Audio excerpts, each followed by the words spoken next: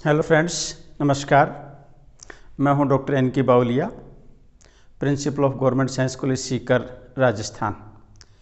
जैसा कि आपको मालूम है, राजकीय विज्ञान महाविद्यालय सीकर में ऑनलाइन वीडियो क्लासेस जारी हैं और उसी कड़ी के अंदर हम टॉपिक ले रहे थे पिछला BSc part second year botany के तीसरे पेपर का एफिड्रा की लाइफ साइकिल, और इस एफिड्रा की लाइफ साइकिल का तीसरा वीडियो हम कंटिन्यू लेने जा रहे हैं। और ये वीडियो है एफिड्रा की लाइफ साइकिल के रिप्रोडक्शन से रिलेटेड, जिसका रिप्रोडक्शन का एक पार्ट हमने पहले ले लिया है, एक पार्ट उसके मॉर्फोलॉजी और एनाटॉमी का हमने ले लिया है, और उसका थर्ड पार्ट हम ले रहे हैं जिसके अंदर एफिड्रा के अंदर माइक्रो एंड मेगा गैमेटोजेनेसिस किस प्रकार से होता है, यानी कि मेल गैमेटोफाइट का और फीमेल गैमेटोफाइट का, और इनके अंदर मेल गैमेट्स का और फीमेल गैमेट्स का निर्माण किस प्रकार से होता है। और ये मेल गैमेटोफाइट में मेल गैमेट्स और फीमेल गैमेटोफाइट में फीमेल गैमेट्स जब बन जाते हैं तब इनके बीच में फर्टिलाइजेशन होता है, और फर्टिलाइजेशन से डिप्लॉयड स्ट्रक्चर जाइगोट बनता है, और उस जाइगोट से एम्ब्रियो का निर्माण होता है, जिसे पूरे प्रोसेस को एम्ब्रियोजेनी या भ्रूणोद्भवन के नाम से जानते हैं। इस प्रकार से इस वीडियो में हम लेने जा रहे हैं micro and mega gametogenesis and embryogeny in ephedra plant. सबसे पहले हम बात करेंगे micro and mega micro gametogenesis and male gametophyte, यानी कि मेल गैमेटोफाइट का निर्माण किस प्रकार से होता है। और मेल गैमेटोफाइट का निर्माण होने के लिए सबसे पहले हमने बात की है, पहले मेल गैमेटोफाइट का निर्माण माइक्रोस्पोर से होता है या पोलन ग्रेन से होता है, और माइक्रोस्पोर या पोलन ग्रेन का निर्माण हमने पहले बात कर ली है माइक्रोस्पोरेंजियम के अंदर या पोलन सैक के अंदर होता है। और जो माइक्रोस्पोरेंजियम में या पोलन सैक के अंदर माइक्रोस्पोर बनता है, उस माइक्रोस्पोर से ही मेल गैमेटोफाइट का निर्माण होता है, और ये माइक्रोस्पोर ही मेल गैमेटोफाइट निर्माण की फर्स्ट सेल है या पहली कोशिका है। ये जो माइक्रोस्पोर होता है ये विंग लेस होता है और इन अपॉर्चुनेट होता है, इसमें किसी प्रकार का छिद्र नहीं होता है, और इसके चारों तरफ मोटी भित्ति होती है। और जब ये माइक्रोस्पोरेंजियम में जर्मिनेशन स्टार्ट करता है, उस समय माइक्रोस्पोर के अंदर इलोंगेशन होता है, दीर्घीकरण होता है, और इलोंगेशन होने के साथ साथ में ही इसका डिवीजन होता है, और डिवीजन होने से एक बड़ी कोशिका का निर्माण होता है और एक छोटी कोशिका का निर्माण होता है। बड़ी कोशिका को प्रोथेलियल सेल के नाम से जानते हैं। फिर प्रोथेलियल सेल में कोई डिवीजन नहीं होता है, जो बड़ी कोशिका होती है उसमें दूसरा डिवीजन होता है, और दूसरा डिवीजन होने से अगेन दूसरी प्रोथेलियल सेल का निर्माण होता है, और फिर एक बड़ी कोशिका रह जाती है। इस स्थिति के अंदर दो प्रोथेलियल सेल बन जाती हैं, और दो प्रोथेलियल सेल और एक बड़ी सेल बन जाती है। जो बड़ी सेल बनती है उसे एंथ्रीडियल इनिशियल के नाम से जानते हैं। इस स्थिति के अंदर आगे फर्दर डेवलपमेंट होता है, और फर्दर डेवलपमेंट होने पर ये जो बड़ी कोशिका है जिसे हम एंथ्रीडियल इनिशियल के नाम से जानते हैं, इसमें भी तुरंत ही डिवीजन हो जाते हैं, और डिवीजन होने से इससे एक ट्यूब सेल का निर्माण होता है और एक जनरेटिव सेल का निर्माण होता है। यानी कि इस स्थिति के अंदर जो माइक्रोस्पोर होता है, ये माइक्रोस्पोर 4 सेल्ड स्टेज में आता है, 4 कोशिकीय की अवस्था में आ जाता है, और इस 4 कोशिकीय की अवस्था के अंदर ये जो माइक्रोस्पोर है माइक्रोस्पोरेंजियम के डाइसेंस होने से बाहर निकल जाता है, और यहाँ तक का जो माइक्रोस्पोर का डेवलपमेंट है इसे प्री पोलिनेशन डेवलपमेंट के नाम से जानते हैं, या परागणपूर्ण विकास, जो साइकस और पाइनस की जैसे ही होता है, लेकिन साइकस में ये 3 सेल्ड स्टेज तक पहुंचता है, पाइनस में यह 4 सेल्ड स्टेज तक पहुंचता है, और इसी के साथ में यहाँ पर ये 5 सेल्ड तक पहुंच जाता है। इसमें जो जनरेटिव सेल है उसमें अगेन डिवीजन हो जाता है, और डिवीजन होकर के इससे एक स्टार्क सेल और बॉडी सेल बन जाती है। इस प्रकार से प्री पोलिनेशन डेवलपमेंट के समय या पोलिनेशन के समय पोलन ग्रेन या माइक्रोस्पोर में 5 कोशिकाएं बन जाती हैं, और उन 5 कोशिकाओं के अंदर 2 प्रोथेलियल सेल बनती हैं और 2 स्टार्च सेल और बॉडी सेल बनती हैं और एक ट्यूब सेल बनती है। इस प्रकार से इस 5 सेल्ड स्टेज के अंदर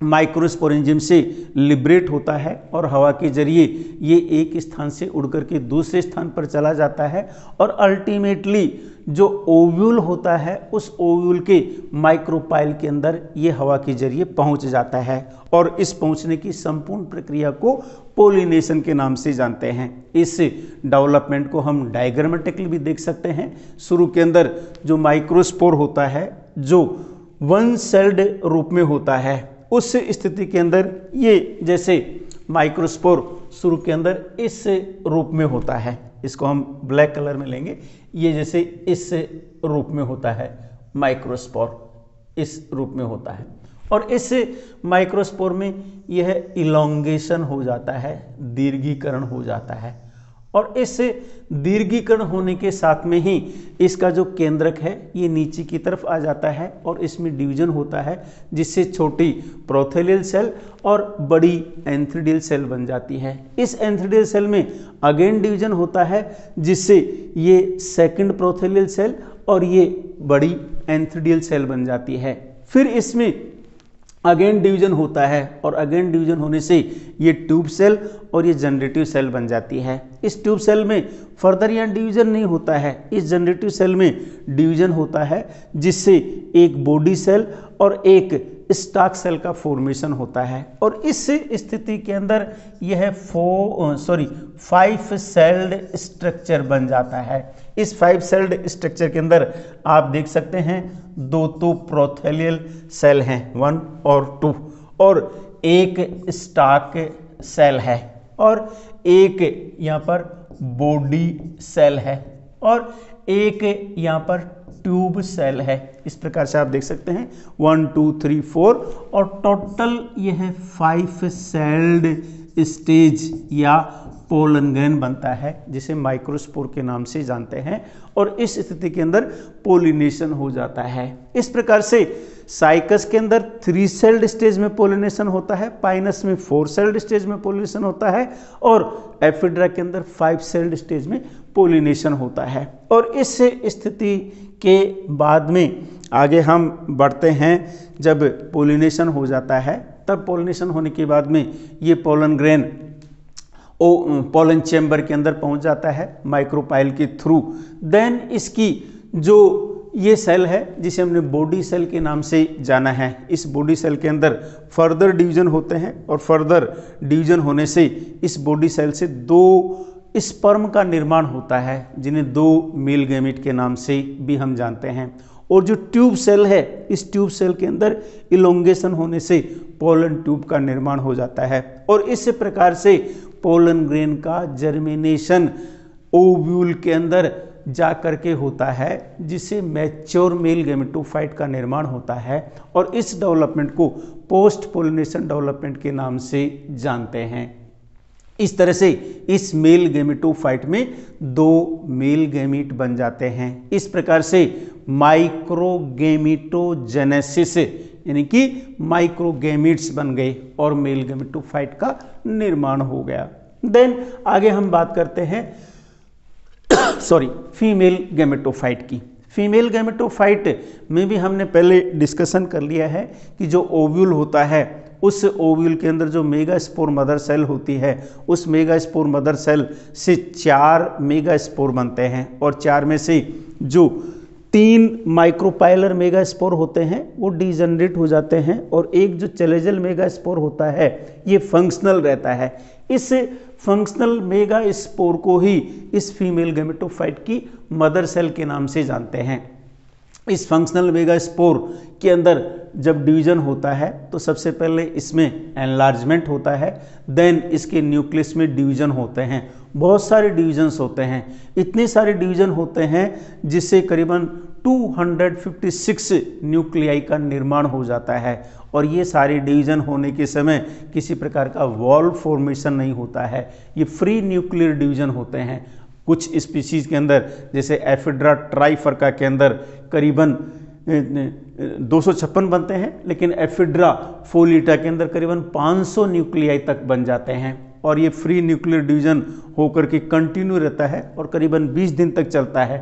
और इस स्थिति के अंदर धीरे धीरे वाल फॉर्मेशन स्टार्ट होता है और ये वाल फॉर्मेशन जब स्टार्ट होता है तब ये पेरिफ्री से सेंटर की तरफ स्टार्ट होता है और पेरिफ्री से सेंटर की तरफ स्टार्ट होता है तब ये सारा का सारा स्ट्रक्चर सेलुलर फॉर्म में आ जाता है और इस प्रकार से सेलुलर फीमेल गेमेटोफाइट का निर्माण होता है। इस सेलुलर फीमेल गेमेटोफाइट की ऊपरी भाग की जो कोशिकाएं होती हैं वो लार्ज होती हैं और इलेंगेटेड हो जाती हैं और ये न्यूट्रिटिव जोन के नाम से जाना जाता है। इस न्यूट्रिटिव जोन का डिफरेंशिएशन होता है और डिफरेंशिएशन होने पर अपर जो जोन है ये स्टोरेज जोन के नाम से जाना जाता है और जो लोअर जोन है ये होस्टोरियम के नाम से जाना जाता है। इसको आप डायग्रामेटिकली देख सकते हैं। यहाँ पर ये 4 मेगास्पोर हैं और इन 4 में से नीचे वाला ये फंक्शनल मेगास्पोर है, बाकी ये 3 डीजनरेट हो जाते हैं। इस फंक्शनल मेगास्पोर में फ्री न्यूक्लियर डिवीजन होते हैं जिससे बहुत सारे केंद्रक बन जाते हैं और बहुत सारे केंद्रक बनने के साथ में सेंट्रल वैक्यूल डेवलप हो जाती है और इसके चारों तरफ फ्री न्यूक्लियाई 256 से लेकर के 500 तक ये फ्री न्यूक्लियाई डेवलप रहते हैं। ये बहुत ज़्यादा जब बन जाते हैं तब इनके अंदर वाल फॉर्मेशन होता है पेरिफ्री से सेंटर तक, जिससे सेलुलर फीमेल गेमेटोफाइट का निर्माण हो जाता है और इस सेलुलर फीमेल गेमेटोफाइट का डिफरेंशिएशन 2 जोन में हो जाता है। एक ये है नीचे की तरफ हॉस्टोरियल जोन में और ये ऊपर की तरफ स्टोरेज जोन में। और इस स्टोरेज जोन के अंदर आर्किगोनियम का निर्माण होता है। ये जो आर्किगोनिया बनती हैं इनकी संख्या अलग अलग होती है। इनकी संख्या 1 से 3 तक होती है जनरली ये संख्या में 2 होती हैं। ये आर्किगोनिया का निर्माण एक सिंगल सेल से होता है और उस सेल को आर्किगोनियल इनिशियल के नाम से जानते हैं। इसके अंदर पेरिक्लिनल डिवीजन होते हैं जिससे ऊपर की तरफ प्राइमरी नेक सेल का निर्माण होता है और अंदर की तरफ सेंट्रल सेल का निर्माण होता है। जो प्राइमरी नेक सेल होती है उसमें कई बार डिवीजन होते हैं जिससे 4 से लेकर के 5 या इससे भी ज़्यादा सोपानों का या टीयर्स का निर्माण होता है, सीढ़ीनुमा कोशिकाओं का निर्माण होता है।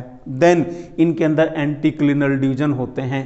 इसके रिजल्टेंट करीबन 32 नेक सेल्स बन जाती हैं, 32 नेक सेल्स बन जाती हैं। इस प्रकार से ये एफिड्रा की जो आर्किगोनिया की नेक होती है ये काफ़ी लंबी होती है और ये इतनी लंबी होती है कई बार इसके अंदर करीबन 40 कोशिकाएं बन जाती हैं एफिड्रा की नेक के अंदर। इसलिए एफिड्रा की जो नेक होती है आर्किगोनियम की ये प्लांट किंगडम में सबसे लंबी मानी जाती है।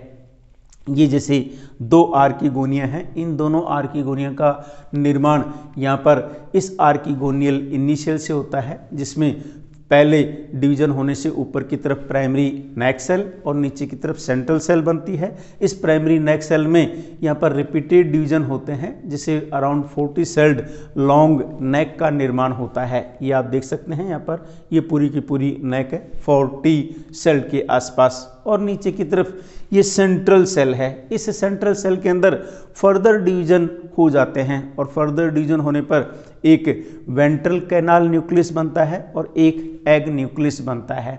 ये इनके बीच में वेंट्रल कैनाल न्यूक्लियस और एग न्यूक्लियस के बीच में किसी प्रकार का वॉल फॉर्मेशन नहीं होता है। हालांकि ये कई बार ऐसा भी देखने को मिलता है कि जो वेंट्रल कैनाल न्यूक्लियस है और एग है ये धीरे धीरे जो वीसीसी है ये डीजनरेशन की ओर भी हो जाती है जो नीचे की तरफ पहुंच जाती है। इस प्रकार से जो मैच्योर आर्किगोनियम होती है उसके अंदर एक लंबी मल्टीलेयर्ड नेक होती है और सेंट्रल सेल होती है जिसमें वेंट्रल कैनाल न्यूक्लियस होता है और एग प्रेजेंट होता है। और जो नेक होती है वो कॉलमनर होती है और ये एक तरह से एंजियोस्पर्म के अंदर जो स्टाइल होती है वर्तिका होती है उससे मिलती जुलती होती है।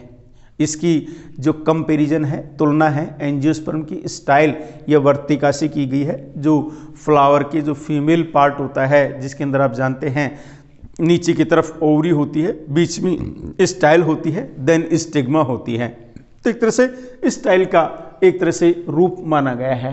और जो एफिड्रा है, इस एफिड्रा के अंदर प्रोटीन की और पॉलीसेकेराइड्स और प्रोटीन की मात्रा ज़्यादा होती है और पॉलीसेकेराइड्स और आरएनए की मात्रा कम होती है। और जो एग होता है ये फ्यूजन टेस्ट नेगेटिव देता है। और इसके बाद में फर्टिलाइजेशन होता है। और फर्टिलाइजेशन के समय हमने पहले बात की है, मेल गेमेटोफाइट के अंदर जो मेल गैमीट बनते हैं वो मेल गैमीट आर्किगोनिया तक पहुंचते हैं और वे आर्किगोनिया के से डिस्चार्ज होकर के उसके एग के साइटोप्लाज्म के कांटेक्ट में आते हैं, जिसे एक मेल न्यूक्लियाई फीमेल गैमीट से या एग न्यूक्लियस से फ्यूज होकर के oospore या डिप्लॉइड जाइगोट का निर्माण करता है, जिससे ये एक तरह से यहाँ पर जाइगोट का निर्माण कर लेता है। और दूसरा जो मेल गैमीट होता है ये कई बार वेंट्रल कैनाल सेल से भी फ्यूज होता हुआ दिखता है। इस प्रकार के फिनोमेना को एंजियोस्पर्म की जैसे डबल फर्टिलाइजेशन भी कहा गया है। हालांकि इसे वास्तविक डबल फर्टिलाइजेशन नहीं कह सकते हैं, लेकिन इसकी तुलना की गई है कि एक पोलन ग्रेन से जब दो मेल गैमीट बनते हैं तो एक फीमेल गैमीट एग न्यूक्लियस से फ्यूज हो जाता है और दूसरा मेल गैमीट जो सेंट्रल सेल के अंदर दूसरा वेंट्रल कैनाल न्यूक्लियस है उससे फ्यूज हो जाता है। तो इसे डबल फर्टिलाइजेशन की संज्ञा दी गई है। हालांकि ये उचित नहीं है, लेकिन कुछ लोग इसे मानते हैं डबल फर्टिलाइजेशन। इसके लिए एंजियोस्पर्म की जैसे नहीं है, इसलिए एक तरह से क्वेश्चन मार्क हम लगा सकते हैं। ये जैसे फर्टिलाइजेशन का प्रोसेस है जिसमें पोलन ट्यूब है, ये वेंट्रल कैनाल न्यूक्लियस है, ये स्पर्म सेकंड है और ये स्पर्म फर्स्ट है। स्पर्म फर्स्ट यहाँ पर एग न्यूक्लियस से फ्यूज हो रहा है, sperm second ventral canal nucleus से फ्यूज होता दिखाई दे रहा है, जो डबल फर्टिलाइजेशन को शो करता है। और इस जाइगोट से एम्ब्रियो का निर्माण होता है, जिसे एम्ब्रियोजेनी के नाम से जानते हैं। और ये जाइगोटिक न्यूक्लियस में एम्ब्रियो डेवलपमेंट के समय फ्री न्यूक्लियर डिवीजन होते हैं और ये फ्री न्यूक्लियर डिवीजन होने से करीबन 8 फ्री न्यूक्लियाई का निर्माण होता है और 8 फ्री न्यूक्लियाई बन करके चारों तरफ साइटोप्लाज्म कलेक्ट कर लेते हैं और साइटोप्लाज्म कलेक्ट करके ये एक विशेष स्ट्रक्चर के नाम से जाने जाते हैं। हर एक फ्री न्यूक्लियाई जो साइटोप्लाज्म और सेल वॉल से कवर्ड है इसे प्रो एम्ब्रियो के नाम से या प्राक भ्रूण के नाम से जानते हैं। इस प्रकार से एक आर्किगोनिया के अंदर एक जाइगोट से 8 प्रो एम्ब्रियो बन जाते हैं और एक जाइगोट से एक से ज़्यादा एम्ब्रियो बनने के फिनोमेना को हम पॉली एम्ब्रियोनी के नाम से या बहुभ्रूणता के नाम से जानते हैं। इस प्रकार से ये एक आर्किगोनिया के अंदर या एक जाइगोट में एक से ज़्यादा एम्ब्रियो बनते हैं बिना किसी क्लीवेज के, बिना किसी जाइगोट में डिवीजन के, तो इसे एक तरह से पॉली एम्ब्रियोनी के नाम से जानते हैं, जिसे कुछ लोग सिंपल पॉली एम्ब्रियोनी भी कहते हैं। हालांकि इस प्रकार की पॉली एम्ब्रियोनी के अंदर हर एक जो प्रो एम्ब्रियो होता है ये फुल्ली डेवलप नहीं हो पाता है, सिर्फ इनमें से एक जो प्रो एम्ब्रियो होता है ये फुल्ली डेवलप हो पाता है और ये ही आगे जाके डेवलप होता है। इस प्रो एम्ब्रियो के अंदर ट्यूबुलर आउटग्रोथ होती है जिसे सस्पेंसर ट्यूब के नाम से जानते हैं और इससे प्रो एम्ब्रियो बन जाता है। और जो न्यूक्लियस होता है ये डिवाइड होता है 2 न्यूक्लियस के अंदर और एम्ब्रियो न्यूक्लियस है और जो सस्पेंसर न्यूक्लियस हैं ये दोनों न्यूक्लियस बनते हैं। एम्ब्रियो न्यूक्लियस ट्यूब के अंदर चला जाता है और ट्यूब के अंदर जाकर के एम्ब्रियोनल सेल बन जाती है और उस एम्ब्रियोनल सेल के अंदर फर्दर डेवलपमेंट होते हैं जिसे प्रॉपर एम्ब्रियो का निर्माण होता है, जिसके अंदर 2 कोटिलिडन्स या बीज पत्रों का निर्माण होता है। ये आप देख सकते हैं post fertilisation changes through diagram या एम्ब्रियोजेनी, जिसके अंदर यहाँ पर ये प्रो एम्ब्रियो दिख रहे हैं। यहाँ पर डायग्रामेटिक में 5 प्रो एम्ब्रियो दिख रहे हैं जबकि 8 प्रो एम्ब्रियो हैं। हर एक प्रो एम्ब्रियो से ये ट्यूबुलर आउटग्रोथ है जो सस्पेंसर ट्यूब के नाम से जानी जाती है और ऊपर की तरफ ये ब्रॉडर पार्ट है। ये हर एक जो न्यूक्लियस हैं इस ट्यूबुलर आउटग्रोथ में आ जाते हैं और इस ट्यूबुलर आउटग्रोथ में आकर के इनमें डिवीजन होते हैं और डिवीजन होकर के इससे फर्दर डिवीजन होते हैं और फर्दर डिवीजन पर से 1 से 2, 2 से 4, 4 से 8 और एक तरह से ये 3 सेल्ड स्ट्रक्चर है और ये धीरे धीरे रिपीटेड डिवीजन होने से एम्ब्रियोनल मास बन जाता है और इस एम्ब्रियोनल मास का डिफरेंशिएशन 2 कोटिलिडन के अंदर हो जाता है और अल्टीमेटली एम्ब्रियो का निर्माण हो जाता है। और जब ओव्यूल में एम्ब्रियो का निर्माण हो जाता है तो ओव्यूल कन्वर्ट इनटू सीड और ये जब ओव्यूल कन्वर्ट इनटू सीड हो जाता है तो इस स्थिति के अंदर जो ओव्यूल है, ओव्यूल की जो इंटेगुमेंट हैं, ये इंटेगुमेंट आउटर इंटेगुमेंट ऐसे कैसे दिखाई दे रहा है और इनर इंटेगुमेंट ऐसे कैसे दिखाई दे रहा है, जो सीड कोट में कन्वर्ट हो जाते हैं और इस ओव्यूल के चारों तरफ जो ब्रैक्ट होती हैं ये भी फ्लैशी हो जाती हैं, मोटी हो जाती हैं, जिसके चारों तरफ आवरण बना लेती हैं और अंदर की तरफ ये न्यूसेलस प्रेजेंट है, ये फीमेल गेमेटोफाइट प्रेजेंट है और ये एम्ब्रियो जिसमें 2 कोटिलिडन्स आपको दिखाई दे रहे हैं। इस तरह से सीड का निर्माण हो जाता है और ये seed without any resting period germinate होता है और जर्मिनेशन के समय एपिजियल जर्मिनेशन होता है। एपिजियल में कोटिलिडन्स जमीन के बाहर आ जाते हैं, इस प्रकार के जर्मिनेशन को एपिजियल कहते हैं। यदि इसके एम्ब्रियो की साइटोलॉजी की बात करें तो ये आइदर डिप्लॉइड होता है जहाँ क्रोमोसोम नंबर 14 होती है या टेट्राप्लॉइड होता है जहाँ क्रोमोसोम नंबर डबल होती है, 14 में 28 होती है और ये नंबर 30 तक भी हो सकता है। यदि एफिड्रा के इकोनॉमिक इंपॉर्टेंस की बात करें तो एफिड्रा एक ऑर्नामेंटल प्लांट भी है, एक एंटीबायोटिक के रूप में एफिड्रिन नामक एंटीबायोटिक ये प्रोड्यूस करता है जिसे कई प्रकार की मेडिसिन के रूप में काम में लेते हैं, जिसे एफिड्रिन नामक मेडिसिन बनती है जो विशेष रूप से अस्थमा या ब्रोंकाइटिस या कफ या हे फीवर के ट्रीटमेंट करने में यूज की जाती है। रसिया के अंदर इसका एफिड्रा का जो डिटॉक्शन होता है या काढ़ा होता है जड़ का और तने का, इसकी कई स्पीशीज है, उसको यदि लेते हैं तो सिफिलिस और रूमेटिज्म का ट्रीटमेंट होता है और एफिड्रा जिरार्डियाना से एक टिंचर बनाई जाती है जो कार्डियक और सर्कुलेटरी स्टिमुलेंट के रूप के अंदर काम करती है। लोग बाग जैसे जिनको कार्डियक अरेस्ट आता है या हृदय रोग वगैरह होता है तो उस स्थिति के अंदर ये ब्लड को पतला करने का काम भी करती है। इस प्रकार से इसका डिकॉक्शन या टिंचर काम में लेते हैं जिसे सर्कुलेटरी स्टिमुलेंट के रूप में या कार्डियक रूप में ये काम करता है। इस प्रकार से इस वीडियो के थ्रू हमने तीसरा पार्ट लिया है एफिड्रा के रिप्रोडक्शन का। ये वीडियो आपको कैसा लगा? अच्छा लगा लाइक कीजिए, चैनल को सब्सक्राइब कीजिए और शेयर कीजिए। घर बैठे अध्ययन कीजिए। ई कंटेंट के लिए हमारे फेसबुक पेज डॉक्टर NK बावलिया से जुड़े रहें। धन्यवाद।